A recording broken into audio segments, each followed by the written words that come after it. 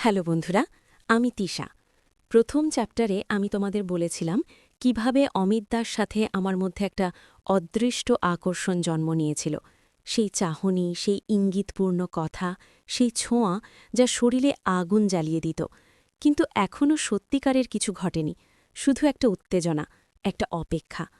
আজকের চ্যাপ্টারে আমি তোমাদের নিয়ে যাব সেই মুহূর্তে যখন আমরা দুজনেই আর নিজেদের সামলাতে পারিনি। মনে রাখবেন, এই গল্পটা আমার জীবনের সবচেয়ে গোপন অংশ।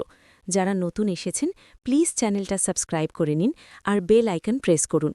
তোমাদের একটা লাইক আর কমেন্ট আমার জন্য অনেক বড় অনুপ্রেরণা।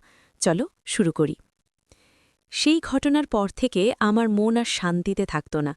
রাতে ঘুম আসত না। অমিতদার মেসেজ আসত প্রায়ই, কখনো কি করছো, কখনো আজ বৃষ্টি হচ্ছে, মনে পড়ছে তোমাকে। প্রত্যেকটা মেসেজে একটা দুষ্টু রহস্য লুকিয়ে থাকত। আমি উত্তর দিতাম না সবসময়, কিন্তু মনির ভেতর একটা ঝড় উঠত। আমি জানতাম এটা ঠিক না। তিনি বিবাহিত, সন্তানের বাবা, আর আমি একটা কলেজের মেয়ে যার স্বপ্ন এখনও আকাশে উঠছে। কিন্তু আবেগের কাছে যুক্তি হার মানে, তাই না? একদিন সকালে মেসেজ এলো, আজ দুপুরে আমার সেই গোপন জায়গায় যাবে, শহরের বাইরে, কেউ বিরক্ত করবে না। আমার হাত কাঁপছিল মেসেজ পড়তে পড়তে। আমি জানতাম এটা একটা আমন্ত্রণ, শুধু জায়গা দেখানোর নয়। কিন্তু আমি লিখলাম, ঠিক আছে দা, কখন? তিনি লিখলেন, দুপুর 2টোয়, আমি গাড়ি নিয়ে আসব। সেই দিন বাড়িতে বললাম কলেজের ফ্রেন্ডের বাড়ি যাচ্ছি। মা কিছু সন্দেহ করেননি। দুপুরে অমিতদা এলেন, আমি তার গাড়িতে উঠলাম। রাস্তায় কথা কম হলো। তিনি গান বাজালেন, কিন্তু তার হাত স্টিয়ারিংয়ে শক্ত হয়ে ধরা।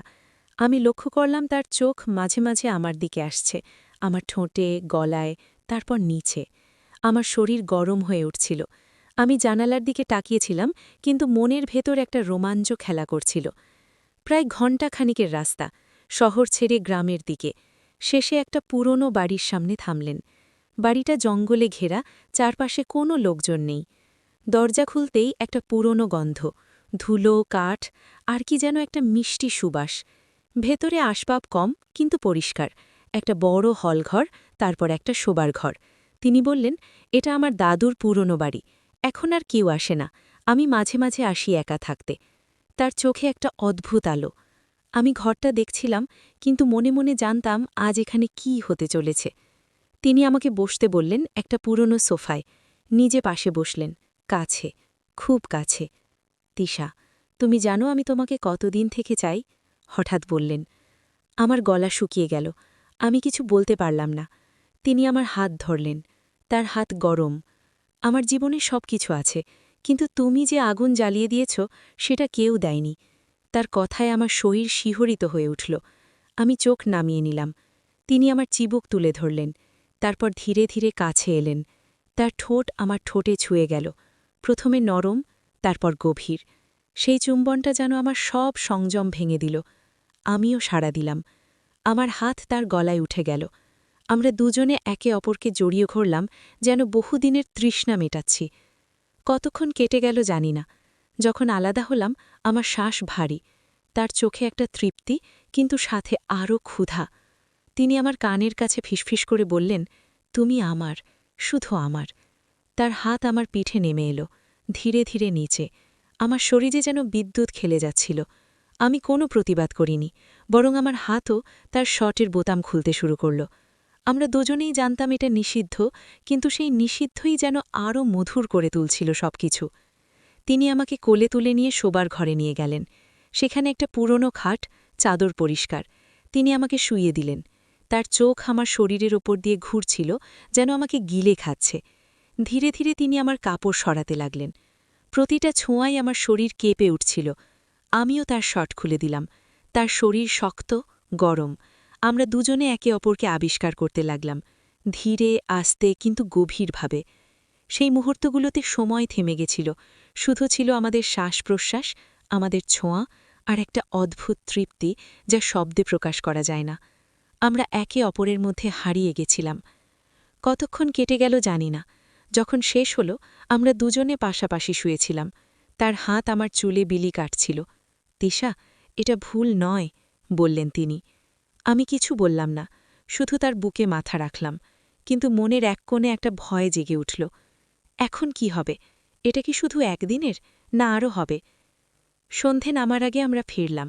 রাস্তায় কথা কম, কিন্তু তার হাত আমার হাতের ওপর রাখা। বাড়ি ফিরে আমি নিজের ঘরে গিয়ে দরজা বন্ধ করলাম। আয়নায় নিজেকে দেখলাম। চোখে একটা আলাদা চকচকে ভাব, কিন্তু সাথে একটা অপরাধ বোধ। আমি কি করলাম?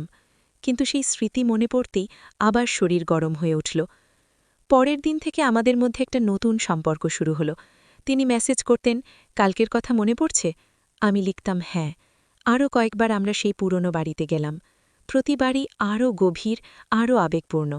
কিন্তু ধীরে ধীরে আমি লক্ষ্য করলাম অমিতদার মধ্যে একটা পরিবর্তন। তিনি আরও বেশি সময় চাইতেন। কখনো রাতেও মেসেজ করতেন। একবার বললেন, তোমাকে ছাড়া আমি থাকতে পারি না। কিন্তু এদিকে বাড়িতে কিছু একটা ঘটতে শুরু করল। বৌদি একদিন আমার দিকে অদ্ভুতভাবে তাকালেন, যেন কিছু সন্দেহ করছেন। আর অমিতদার ফোনটা একদিন আমি দেখলাম, একটা অজানা নম্বর থেকে মেসেজ, তুমি কি আমাকে ভুলে গেছ? আমার মনে প্রশ্ন জাগল, আমি কি একমাত্র, না তার জীবনে আর কেউ আছে? একদিন রাতে তিনি মেসেজ করলেন, আজ রাতে ছাদে আসো, জরুরি কথা আছে। আমি গেলাম। সেখানে তিনি আমাকে জড়িয়ে ধরলেন, কিন্তু তার চোখে একটা উদ্বেগ। তিশা, আমি তোমাকে ছাড়া থাকতে পারব না, কিন্তু সমাজ। আমি থামিয়ে দিলাম, কিন্তু তার কথা শেষ হল না। হঠাৎ নিচ থেকে বৌদির ডাক, অমিত, কোথায় তুমি? আমরা সরে গেলাম, কিন্তু সেই রাতে আমার মনে একটা ভয় জন্মিল। এটা কি ধরা পড়ে যাবে? চ্যাপ্টারের শেষে এসে বলি, আমাদের সম্পর্কটা তখন সবচেয়ে গভীরে পৌঁছেছিল, কিন্তু রহস্যও বাড়ছিল। অমিতদার অতীতে কী লুকিয়ে আছে? বৌদি কি কিছু জানেন? আর আমি কি এই নিষিদ্ধ সম্পর্কে ডুবে যাব নাকি বেরিয়ে আসব? পরের চ্যাপ্টারে আরও গোপন কথা বলবো। তোমরা কি মনে করো? এটা কি শুধু শারীরিক আকর্ষণ, না তার মধ্যে ভালোবাসাও আছে? কমেন্টে জানাও, লাইক করো, শেয়ার করো। দেখা হবে পরের চ্যাপ্টারে।